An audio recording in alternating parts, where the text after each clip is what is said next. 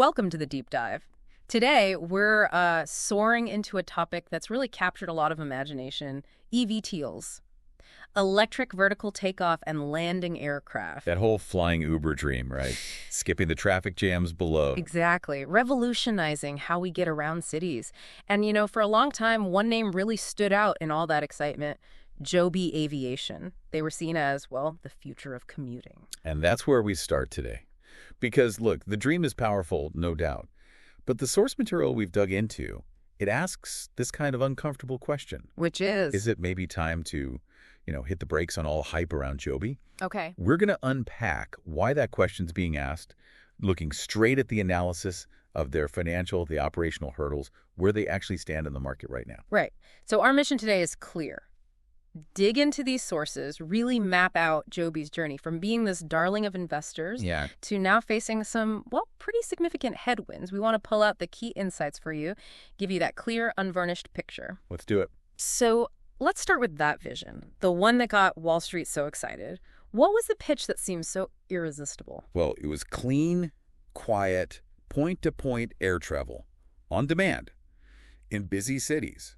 Like hailing a flying taxi. Precisely, just skipping the gridlock. And investors, well, they bought into it big time. You had major backing from companies like Toyota, strategic partnerships with Delta. That adds credibility. And they went public through a SPAC, right, in 2020? Yeah, special purpose acquisition company. It's a faster way to get listed. And boom, multi-billion-dollar valuation, almost overnight. Wow. And they weren't just selling an aircraft. They promised this fully integrated transportation ecosystem. Yeah. The vehicles, the software, the places to land, the operations, everything. They really pitched themselves as the Tesla of the skies. Okay, Tesla of the skies. That sets a high bar. But it's fascinating how quickly those high-flying dreams can bump up against some very grounded numbers. Exactly. Let's pull back that curtain. Look at their latest earnings, Q1 2025. It paints a pretty sobering picture. How sobering. A net loss of $82 million. Now, okay, that's better than the $164 million loss in Q4 2024. Still a huge number, though. It's substantial, especially for a company that hasn't actually launched a commercial service yet. And maybe more critical is the free cash flow, still negative. $139 million burned through. Okay. And revenue. This is the real kicker, $136,000. Just $136K. Wait, 1,000, not million. 1,000. And that's a staggering 87% drop compared to the year before. Wow. For a multi-billion-dollar company, that's almost nothing. Right. And remember, still no commercial product out there. So you look at that burn rate, $139 million in a quarter, and they have about $813 million in cash. Well, you do the math. That cash pile could be gone in what, less than 2 years? Maybe even faster if things don't improve. So what does that mean right now? For a company valued on the future, but bleeding cash today? Well, it puts enormous pressure on everything else. And that brings us to certification, which feels like the airborne elephant in the room. Right, getting the FAA's blessing to actually fly passengers. How's that going? Joby talks up its progress. They say they've completed 62% of their internal Stage 4 stuff, 43% of the FAA requirements. Okay, sounds like progress. That sounds okay, but look closer. It means they're not even halfway there on the official regulatory side. And, more importantly, the FAA hasn't issued the specific rules for these kinds of aircraft yet, the Special Federal Aviation Regulations, or SFIRs. And those are needed for? For commercial operations, Yeah. Period. They're the rule book. The FAA's timeline for those has slipped, and without those SSRs. No commercial service. No commercial service. It's that simple. That delay hits everyone in this space, not just Joby. And beyond the paperwork, there's the physical aircraft, safety. Our sources mentioned that crash back in February 2022. Yeah, the prototype crash, the NTSB, the safety board, they investigated. And what did they find? They found a bonding flaw in the propeller blade. Basically, part of the propeller wasn't stuck together properly, and it detached mid-flight. Oof. That's not good. It's more than not good. It raises serious questions. Materials, testing, manufacturing, quality control, when your whole idea is flying people over cities. A blade failing is more than just bad PR. Oh, absolutely. It's a huge red flag. For regulators, for insurers, and definitely for anyone you expect to actually get inside one of these things. So connect this to the wider market. Joby isn't alone here, are they? Not at all. The market's crowded. You've got Archer Aviation, Lilium, Vertical Aerospace. Lots of players making similar promises. With similar financial challenges, I imagine. Often, yes. Very similar shaky financials across the board. In fact, some industry analysts estimate only maybe 5 or 10% of all these eVTOL startups will even survive the next 5 years. Only 5 to 10%. That's brutal. It is. And here's the other thing. Even if Joby gets certified, even if they build the aircraft reliably, success is still far from guaranteed. What else do they need? Oh, a ton. Places to take off and land vertiports, Yeah. new air traffic control systems or protocols. Cities have to agree to let them fly overhead. You need trained pilots. You need insurance companies willing to cover it. And customers, people willing to trust flying batteries, as the source puts it. Exactly. Yeah. People willing to trust flying batteries with their lives. It's a long list. And here's the part that often gets lost in the flying car excitement, right? They need to do all of this profitably. Precisely.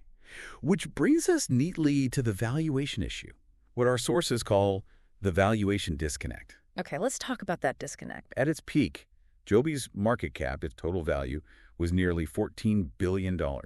Billion with a B-N. 14 billion. How does that compare to, say, existing airlines? Well, that's the thing. It was higher than some actual regional airlines. Airlines that, fly actual planes, make actual money, carry millions of passengers every year. So a $14 billion valuation with almost no revenue and no firm launch date. It starts to feel like, and this is a quote, a high-altitude hallucination. If you try to justify that price using standard financial models, like discounted cash flow. You'd have to assume everything goes perfectly. Exactly. Flawless execution, super fast adoption by the public, zero regulatory delays. It's more like an investor fantasy than a realistic financial model, according to this analysis. But hang on, don't disruptive tech companies always look overvalued at the start? Isn't that just how venture capital works in new sectors? And what about policy? Doesn't government support play a role? It does, and we see that. The sources talk about these policy wins and speculative surges. Like what? Joby stock price has jumped on news, right? Like the Biden administration pushing for American-made tech, or more recently, Trump's executive orders that favor U.S. defense and aerospace. So those things help. They provide a temporary boost, absolutely. But the sources caution that these policy tailwinds, while real, are often fleeting. Betting on them is like, well, the analogy used is investing in umbrellas based on a weather forecast 3 years out. Okay, I get that. The news cycle moves on. And the speculative money often moves with it. But the fundamental hurdle remains that unproven business model. Even with a certified plane. Even with a safe, certified plane tomorrow morning. The whole urban air mobility UAM idea is still just that, an idea. It hasn't been proven in the real world at scale. What makes it so uncertain? It depends on so many interconnected things working perfectly. Complex algorithms for managing air traffic, a network of charging stations, managing the fleet efficiently, how many people will actually pay for it, how adaptable is it to bad weather. And then there are the practical, ground-level problems. Oh, yeah. Things people don't always think about with the cool tech. Noise complaints, zoning fights, NIMBYism, not in my backyard. People might like the idea of flying taxis, just not taking off next door. Exactly. And potential lawsuits. That vision of sleek aircraft over skylines crashes pretty hard into real-world community concerns. Is there anything else in the sources that gives pause? Maybe how insiders are acting? That's another point raised, yeah. Insider behavior. Who's selling? What's happening? The sources note that over the past year, Joby Insiders executives, early investors, have sold millions of dollars worth of their stock. Is that unusual? Some selling is always normal. People need cash for various reasons. But when you see significant amounts being sold before the company has shipped a product or made real revenue, well, it raises eyebrows. The question being if the people building it are cashing out. Maybe investors should ask why. It doesn't automatically mean disaster, but it's a data point you can't ignore. It all feels like it fits a pattern we've seen before, doesn't it? It does. The sources draw parallels, talking about the psychology of innovation overreach. Like with Theranos or Nikola. Exactly. Or WeWork. Even Tesla, back in what they called Model 3 production hell. There's this cycle. Hype attracts money. Right. The hype brings in capital. That capital justifies these sky-high valuations. The valuations attract even more hype. It feeds itself.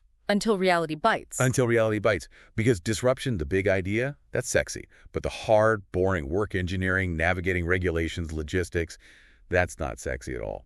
And that's Joby's real test now. That's arguably their biggest challenge. Not just the tech, but executing everything flawlessly under immense financial and time pressure. Okay, so wrapping this section up, what's the core message from the analysis? Where does this leave us? The takeaway is pretty direct. Time to be skeptical. Skeptical, not dismissive, though. Exactly. The sources are very clear. Joby isn't being called a scam.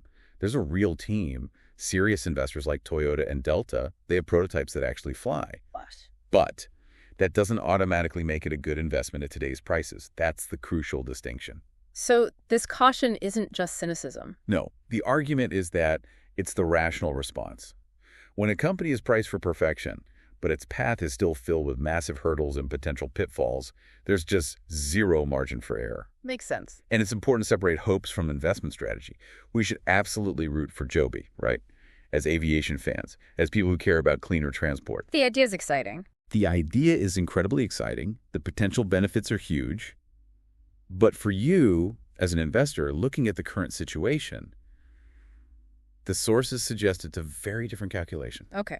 So let's make our final descent. What comes next? What should people be watching? Well, Joby still has that ambitious goal, launching commercial services by 2026. Which seems tight, given the certification delays we talked about. Very tight. So the immediate thing to watch is their next earnings report, Q2 2025. What are we looking for there? Are the losses still massive? Is the cash burn slowing down or speeding up? And critically, any concrete updates on FAA certification progress, especially those SFRs. And if the news isn't good. If losses widen again, or certification seems stalled, the analysis suggests you should probably expect another correction in the stock price. So what's a final thought for listeners wading through all this? Expect more volatility. That's almost certain. You'll see more flashy headlines, more ambitious promises from the company. But keep the fundamentals in mind. Exactly. Yeah. Remember that core message from our sources. The higher the altitude, the thinner the oxygen, and the harsher the crash when things go wrong. A sobering thought. It is. Joby might still revolutionize aviation someday. It's possible. But for now, the advice for investors, pretty bluntly, is maybe trade those eVTOL dreams for a parachute, just in case.